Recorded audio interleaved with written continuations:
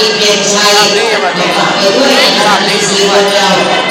9 พฤศจิกายนแมวน้อย2 พฤศจิกายนเกิดสัญชาติบริวารและก็ยังมีนะคะ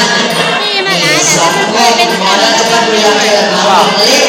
กาบางเล็กเกิดมาเหสวนเด่นนำชัยเกิดเทพนโมนมีลาเล็กมาเจอกับมหาหินด้วยนะครับ9 พฤศจิกายนอินซีวันนักเรียนชัย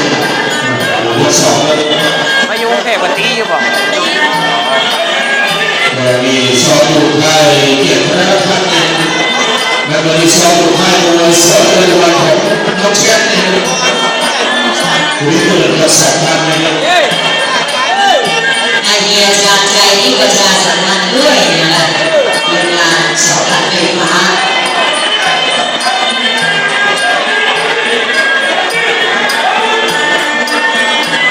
ลูกแก้วด้วยนะ